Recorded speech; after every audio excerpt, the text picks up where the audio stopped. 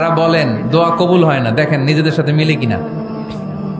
এই পাঁচটা শর্ত যদি পাওয়া যায় মুহূর্তেই আপনার দোয়া আরশে যে নক করবে।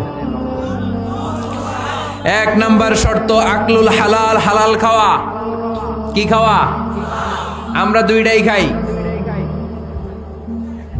হালালও খাই হারামও খাই। বেশি খাই কোনটা? হ্যাঁ, কি খান? আমি কই নাই কিছু, আপনারাই কইছেন। নিজের উত্তরে নিজে ধরা না। হারাম খেলে তো দোয়া কবুল হয় না। লা ইয়াদখুলুল জান্নাতা জাসাদুন গুযিয়া বিল হারাম। ওই দেহ কখনো জান্নাতে যায় না যে দেহ হারাম খেয়ে বর্ধিত হয়েছে।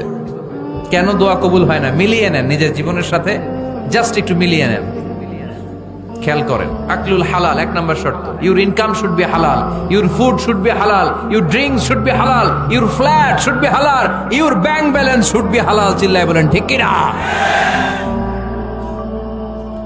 এক লোক কাবার চারপাশে শুধু দোয়া করে, ইয়া রব, ইয়া রব, ও আমার রব, তুমি আমারে মাফ করে দাও, তুমি আমারে মাফ করে দাও। এই সাহাবীর কান্নাকাটি দেখে, এই লোকের কান্নাকাটি দেখে অন্য সাহাবারা বলল, আজকের সব সওয়াব এই লোকে নিয়ে যাবে। সব সওয়াব তো আজকে উনার। এর দোয়া কবুল। আল্লাহর হাবিব বললেন, ওয়া মাতআমুহু হারাম, ও যা খায় হারাম খায়। ওয়া মাশরাবুহু হারাম, যা পান করে হারাম। মালবাসুহু হারাম, তার ড্রেস আপ এটা হারাম টাকা থেকে আসে। ফা আন্না ইউস্তাজাবু লাহু, কেমন করে আল্লাহ ওর দোয়া কবুল করবে? আল্লাহ ঠেকা পড়ছে নাকি? ইন্নাল্লাহা তাইয়্যিব লা ইয়াকবালু ইল্লা তাইয়্যিবা। আল্লাহ নিজে পবিত্র, আল্লাহ পবিত্র ছাড়া কোনো অপবিত্র জিনিস গ্রহণ করেন না। জিহাদের ময়দানে একজন সাহাবী ছিল, সর্বপ্রথম তীর মেরেছিল। নাম কে বলতে পারবে? সাদ বিন আবি ওয়াক্কাস রাদিয়াল্লাহু তাআলা আনহু। উনি একবার আল্লাহর হাবিবকে বললেন, ইয়া রাসূলুল্লাহ, উদউ আল্লাহ আইয়াজআলানি মুস্তাজাবাদ দাওয়া।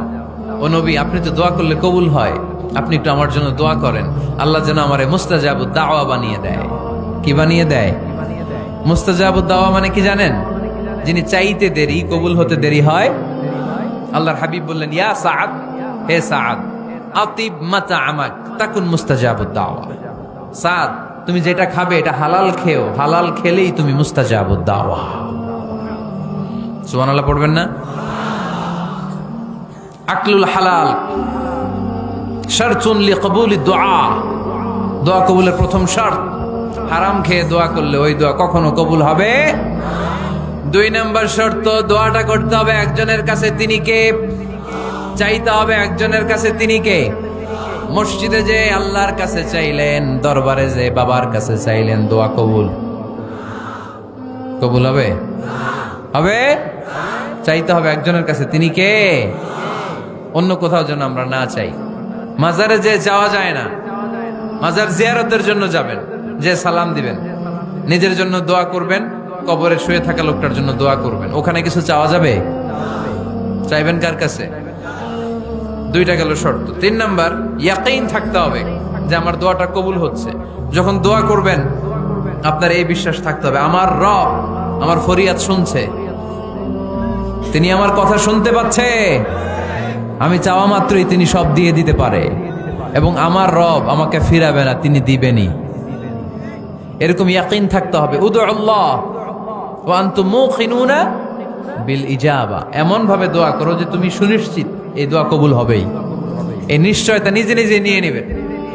আল্লাহর উপর ভরসা কম আমাদের, এই ভরসা জাগে না যারে উনি দিবেনই, নিশ্চিত আমি। আপনি নিশ্চিত হলে পেয়ে যাবেন নিশ্চিত। আপনার মধ্যে যদি সন্দেহ, হায় রে কবুল হয় না, না হয়, ওই দোয়া জীবনও কবুল হবে না। ঠিক কিনা? চার নাম্বার শর্ত, সালাতু আলা রাসূলিল্লাহ, আল্লাহর হাবিব সাল্লাল্লাহু আলাইহি ওয়াসাল্লামের উপর দুরূদ পড়া। কুল্লু দুআ মাহজুব মাওকুফুন বাইনাস সামাই ওয়াল আরদ। আমরা যা দোয়া করি সব আকাশ জমিনের মাঝখানে পেন্ডিং হয়ে থাকে। মা লাম ইউসাল্লা আলাইহি, আল্লাহর হাবিব বললেন, যতক্ষণ না আমার উপর দুরূদ শরীফ পড়া হয়। আওয়াজ করে সবাই পড়েন, সাল্লাল্লাহু আলাইহি ওয়াসাল্লাম। আল্লাহর হাবিব সাল্লাল্লাহু আলাইহি সাল্লামের উপর দুরূদ না পড়লে ওই দোয়া কঠিন কালে আল্লাহ কবুল করেন। আকাশ জমিনের মাঝখানে পেন্ডিং। মেসেজ করেছেন আপনার বন্ধুকে, আপনার মোবাইলে টাকা নাই, মেসেজটা কি হয়ে থাকে? পেন্ডিং, তাই না? যখনই টাকা ঢুকাবেন সাথে সাথে সেন্ট, আপনার সব দোয়া পেন্ডিং হয়ে আছে আকাশ, আজকে দুরুদ করে দিবেন, সব সেন্ট মুআল্লাক, সব ঝুলে থাকে। মাহজুবুন মুআল্লাকুন বাইনাস সামাই ওয়াল আরদ। মনে থাকবে ভাইরা। 5 নাম্বার সর্বশেষ শর্ত হলো মুওয়াফাকাতুদ দুআই বিদ-দাওয়াব। শুধু দোয়ায় কাজ হয় না, দোয়ার সাথে মাঝে মাঝে দাওয়ারও দরকার আছে না নাই? দোয়াও লাগবে, দাওয়াও লাগবে, ঠিক কিনা? আপনার ছেলের জন্য আপনি দোয়া চাইতে আসলেন, হুজুর দোয়া করেন। অনেকে কলম নিয়ে আসে আমাদের কাছে, কলম। আমি ভাবছি আমারে গিফট করবে, পরে কয় না, গিফট না, ফু দিয়ে দেন। ফু দিয়ে দেন কেন? আমার ছেলের পরীক্ষা, আপনার ফু পাইলে গোল্ডেন A+। আমি কই সর্বনাশ, লেখাপড়া না করলে ডবল 0 পাবে, দোয়ায় কাজ হবে না। আগে পড়াশোনা করতে হবে, তারপরে দোয়ায় কাজ হবে, ঠিক কিনা? দোয়াটা ভ্যালিউ অ্যাড করে, ইট অ্যাডেড দ্য ভ্যালিউ। কিন্তু আগে লাগবে লেখাপড়া, আগে লেখাপড়া।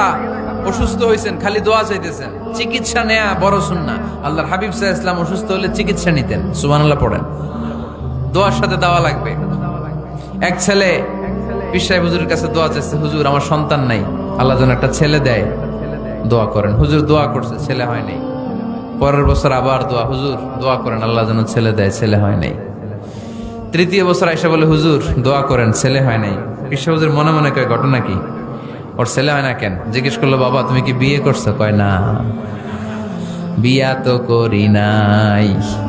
পীর সাহেব হুজুর বললেন, আগে বিয়েটা তো করবি, তারপরই না সন্তান। তো বিয়ের পর্বটা তো সারো, তবেই না সন্তান পাওয়া যাবে, ঠিক কিনা? দোয়ার সাথে দাওয়া লাগে। আল্লাহর হাবিব সাল্লাল্লাহু আলাইহি ওয়াসাল্লামের আঙ্গুলে একবার বিচ্ছু পোকা কামড় দিল, প্রচন্ড ব্যথায় বিশ্বনবী কাতরাচ্ছেন, রেগে গেলেন আর বললেন, ও বিচ্ছু, মানুষও চিনোস না, নবীও চিনোস না, কোথায় কামড় দিবি, জায়গা পেলি না। কিন্তু বিশ্বনবী ব্যথা পাচ্ছেন। আম্মা জান আয়েশাকে বললেন রাদিয়াল্লাহু তাআলা আনহাকে বললেন, লবণের পানি নিয়ে আসো, গরম দাও, ঢালো। উনি আরাম পাচ্ছেন আর সূরা ইখলাস পড়ে ফু দিতে লাগলেন, ফাতিহা পড়ে ফু দিতে লাগলেন। গরম পানি ঢালা শেষ, ফু দেওয়া শেষ, আঙ্গুলের ব্যথাও। দেখছেন কি কম্বিনেশন?